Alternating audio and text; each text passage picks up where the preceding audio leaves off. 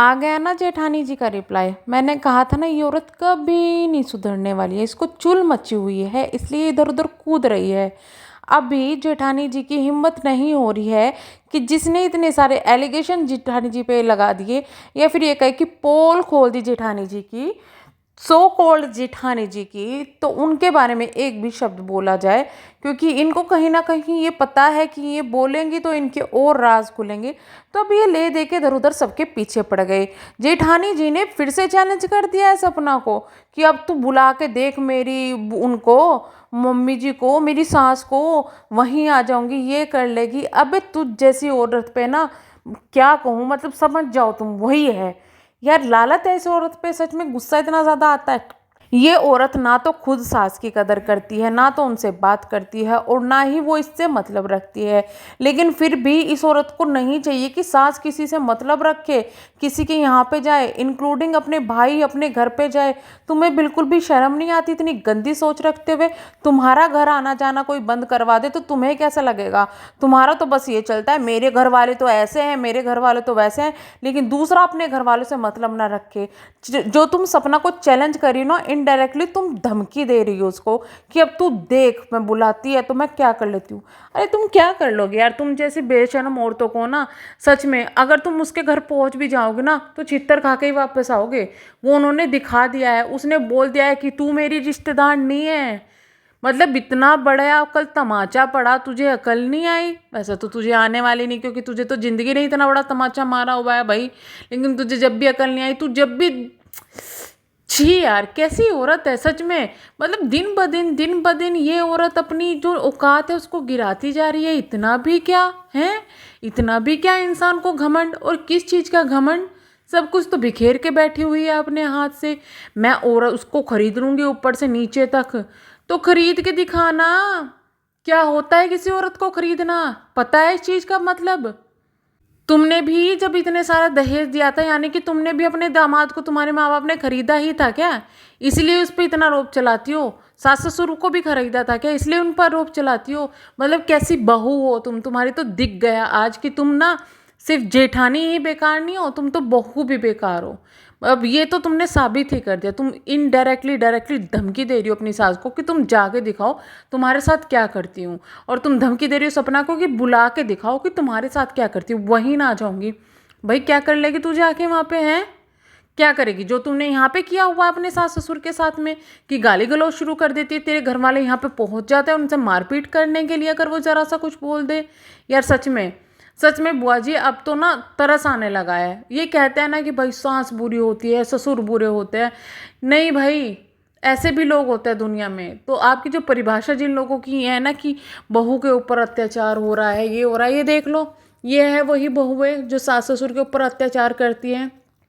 और शायद इसका बस चलता, कुछ वो था, इसका हस्बैंड इसकी सुनता तो वो बेचारे वृद्धाश्रम में भी हो सकते थे, है ना? ऐसी ही बहुएं हैं। वैसे तो बहुत बोलती है मम्मी जी, पापा जी। यही कदर है? हम्म, यही कदर है कि तुम उसको नहीं चाहती कि वो उसके घर जाए?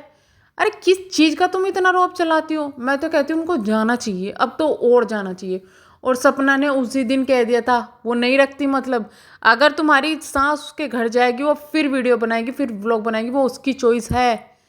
जो उसके घर आ रहा है उसकी वीडियो बना रही है, और ज़बरदस्ती किसी के घर नहीं घुसे जा रही वीडियो बनाने के, जैसे तुम सास ससुर के कमरे में घुस गई थी वीडियो बनाने। तुम्हारी सास को इतनी ज़्यादा प्रॉब्लम थी कि सपना वीडियो बना रही है, तो उसी वक्त मना कर देते कि बेटे मेरी वीडियो बनाओ, मुझे अच्छा नहीं लग रहा। लेकिन उन्होंने मना नहीं किया क्योंकि उनको कोई फ़र्क नहीं पड़ रहा था। लेकिन तुम्हारी सोच ऐसी है। तुम्हारी सोच तो मैडम जब भी पता चल गई थी जब तुम अपने घर जाती हो अपनी बेटी को छोड़ने के लिए। ना तो घर वालों से मिलती हो, ना ही कुछ, और लोगों को अपना घर शो ऑफ करती हो, दिखाती हो। मैडम जिन लोगों को तुम दिखा रही हो ना, जिस सपना को तुम दिखा रही हो, आज के टाइम में उसकी इनकम तुम्हारे से 10 गुना होगी। तुम्हारे सारे घर वालों को मिला के ना इतनी इनकम नहीं होगी जितनी उसकी होगी। बट फिर भी वो बच्ची कितनी सिंपली बोलती है ना, सच्ची में। उसके जैसे ना तुम जो अपने आपको बनने की कोशिश कर रही हो या कुछ भी, पहले तो इंसानियत लाओ। बनोगी तो तुम बाद में। उसने तो अपने घर वालों तक को सुना दिया था अपने सास ससुर की वजह से, और तुम क्या करती हो? छी यार। आज तो सच में इसकी वीडियो देखे ना, इसके शॉर्ट हमेशा इतने घटिया होते हैं, इतने घटिया होते हैं। लोगों को ताना मारना, लोगों को धमकी देना, कुछ ये कुछ। बहन तेरा आएगा, तेरा टाइम बहुत जल्दी आएगा। जिस तरीके से तेरी नैया अभी डूब रही है ना, सच में बता रही हूँ मैं, संभल जा, वरना तुम बहुत बुरे फंसने वाली हो। और जिन घर वालों को तुम्हें घमंड है ना, वो भी तुम्हें नहीं बचा पाएंगे, समझ गए। तुम्हें ये घमंड है, तुम कुछ भी करो, तुम्हारे घर वाले तुम्हारे साथ में खड़े रहेंगे, तुम्हारे घर वाले लड़ेंगे तुम्हारे लिए। ना ना, सही में तुम्हारी जो हालत है ना, अगर तुम्हारे किसी रिश्तेदार ने देख ली ना, तो ढंग की जगह पर तुम्हारा रिश्ता नहीं होने देंगे। वो तुम्हारी बहन का रिश्ता नहीं होने देंगे। तुम्हारा तो रिश्ता छोड़ो, तुम्हारी बहन तक का, कि भाई इसका तो परिवार ऐसा है, दूर रहो उन औरतों से। सच में इससे ज़्यादा क्या सुनोगे तुम? इतनी गालियाँ सुन रही हो यूट्यूब पे, और इतनी तुम्हारी हिम्मत होती है, इतना ही तुम बैठ के दूसरों को कमेंट करती हो, इतनी बकवास करती हो, गलीचपना गिराती हो, इतनी बकलोल मचाती हो। तो कमेंट बॉक्स तो ऑन करो, कमेंट बॉक्स तो ऑन करके देखो। तुम जब दूसरों को बददुआ देती हो, हमारी बददुआ तुम्हें बोली हुई तुम्हें ही लग जाए, तुम भी तो दे रही हो ना बैठे हुए। किसी का घर उजड़ता है, तुम जैसी औरतें तो खुश होती हैं, और जो सपोर्ट करने वाले हैं वो भी तुम्हारे ऐसे ही होंगे, ये 10-20 जो सपोर्ट करने वाले हैं। हद है बेशर्मी की, बेशर्म औरत।